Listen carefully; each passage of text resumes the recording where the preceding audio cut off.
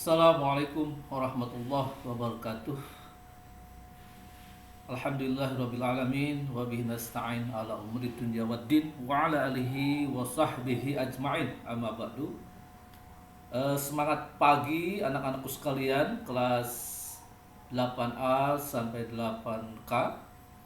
Selamat bergabung dengan pembelajaran online mata pelajaran PPKN bersama Bapak Denny Kurniawan Asy'ari. Kali ini kita akan membahas mengenai KD yang pertama di semester 1 ini, yaitu menelaah Pancasila sebagai dasar negara dan pandangan hidup bangsa. Kita awali membahas mengenai bagaimana arti, kedudukan, dan fungsi Pancasila. Kita sudah mengetahui bersama bahwa berbicara Indonesia maka tidak lepas dari Pancasila. Mengapa begitu? Karena para pendiri negara kita atau dikenal dengan Ponjing Pajer pada tanggal 18 Agustus 1945 telah menyepakati dasar negara Indonesia saat itu. Nah, yang disepakati adalah Pancasila. Sehingga kita mengetahui bahwa Pancasila itu dasar negara yang disahkan pada tanggal 18 Agustus 1945. Nah, istilah Pancasila ini sendiri menurut Darji Darmodihardjo sebenarnya sudah dikenal sejak lama, tepatnya sejak zaman Kerajaan Majapahit pada abad ke-14, di mana istilah Pancasila itu muncul dalam dua kitab. Yang pertama kitab Nagara Kertagama yang dikarang oleh Empu Prapanca. Kemudian yang kedua dalam kitab Sutasoma yang ditulis oleh Empu Tantular. Nah, apa pengertian dari istilah Pancasila dalam bahasa Sanskerta, yaitu dalam kitab Nagara Kertagama dan Sutasoma tadi? Pancasila berasal dari dua kata, yaitu kata panca yang artinya 5 dan sila yang berarti sendi atau asas.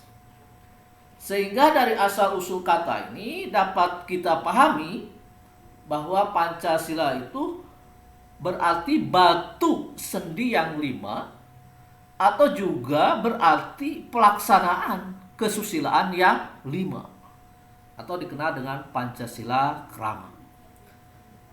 Nah, apa saja ya kesusilaan yang 5 yang terdapat dalam kitab tadi? Yang pertama, gambar yang paling kiri, dilarang berbuat kekerasan. Kemudian yang kedua, dilarang mencuri. Yang ketiga, dilarang melakukan iri dengki. Yang keempat, dilarang berbohong. Dan yang kelima, dilarang mabuk-mabukan. Nah, selanjutnya kita ingin mengetahui bagaimana istilah Pancasila ini dalam kehidupan kenegaraan. Kalau tadi asal usul ya istilah Pancasila dalam konteks sejarah begitu. Nah, sekarang bagaimana istilah Pancasila itu muncul dalam kehidupan kenegaraan? Maka kita dapat memahami bahwa istilah Pancasila dalam kehidupan kenegaraan ini pertama kali ya dikenalkan oleh Insinyur Soekarno atau presiden kita yang pertama. Beliau pada saat sidang BPUPKI atau Badan Penyelidik Usaha-Usaha Persiapan Kemerdekaan Indonesia pada tanggal 1 Juni 1945 Bung Karno memunculkan istilah Pancasila untuk menjadi dasar negara. Sehingga kita dapat memahami bahwa hari kelahiran Pancasila itu tanggal 1 Juni, hari kelahirannya. Tetapi Pancasila disahkannya itu tanggal 18 Agustus 1945. Nah, pada saat itu Bung Karno mengatakan bahwa sebenarnya Pancasila itu adalah isi jiwa bangsa Indonesia yang sudah turun-temurun sekian abad lamanya. Akan tetapi terpendam bisu oleh kebudayaan Barat.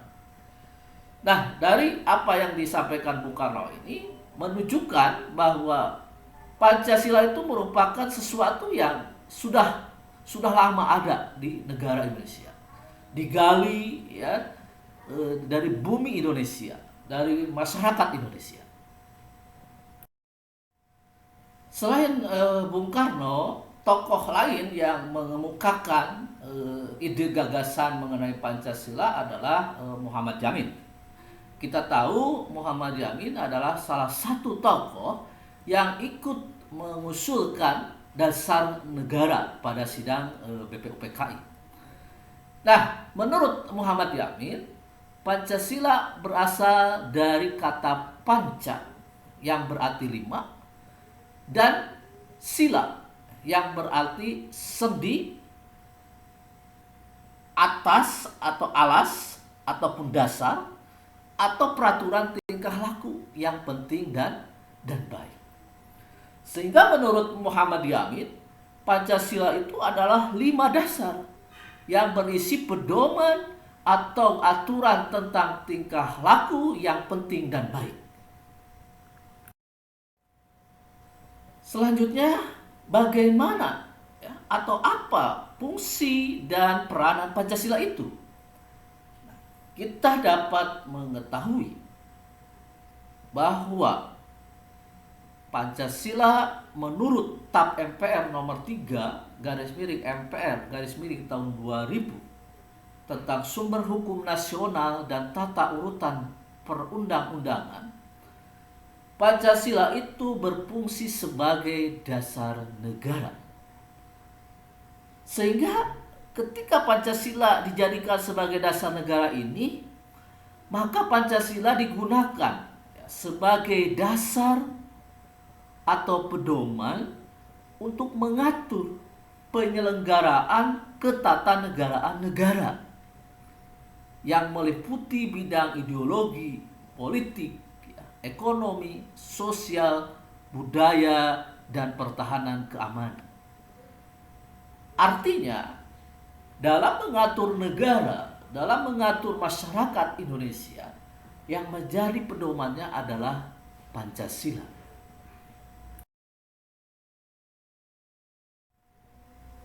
Lantas, apa saja fungsi-fungsi Pancasila? Setidaknya ada 7 fungsi dari Pancasila. Yang pertama, Pancasila itu sebagai kepribadian bangsa Indonesia. Kemudian yang kedua, Pancasila menjadi jiwa bangsa Indonesia. Adapun yang ketiga, sebagai sumber dari segala sumber hukum. Berikutnya, yang keempat, Pancasila merupakan perjanjian luhur bangsa Indonesia. Yang kelima, yang tidak kalah penting, bahwa Pancasila berfungsi sebagai alat pemersatu bangsa. Kemudian yang keenam, Pancasila juga berfungsi sebagai cita-cita dan tujuan negara. Sedangkan yang terakhir, Pancasila adalah sebagai ideologi bangsa dan negara.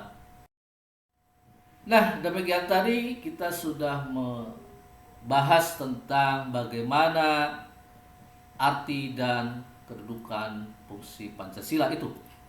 Selanjutnya, untuk lebih memperkaya pemahaman kalian, maka setelah memahami arti dan fungsi Pancasila bagi bangsa Indonesia, silahkan kalian lakukan beberapa hal berikut ini. Yang pertama, buatlah resume tentang arti, kedudukan, dan fungsi Pancasila. Kemudian yang kedua, silahkan kalian mencoba menjawab 4 pertanyaan. Yang pertama, apa arti Pancasila bagi bangsa Indonesia? Kemudian yang kedua, apa fungsi Pancasila bagi bangsa Indonesia? Yang ketiga, siapakah the founding father atau pendiri negara yang ikut merumuskan Pancasila? Kemudian yang terakhir, seperti apakah fungsi Pancasila bagi kehidupan bernegara kita? Demikian pembahasan pada kesempatan kali ini. Selamat bekerja untuk kalian melaksanakan tugas yang sudah tadi Bapak sampaikan. Selamat bekerja, selamat berkarya, dan tetap semangat ya untuk terus belajar. Bapak ucapkan terima kasih atas perhatian kalian. Selanjutnya, bila ada yang ingin mengajukan pertanyaan, bisa disampaikan ya melalui kolom komentar dalam video ini. Terima kasih. Assalamualaikum warahmatullahi wabarakatuh.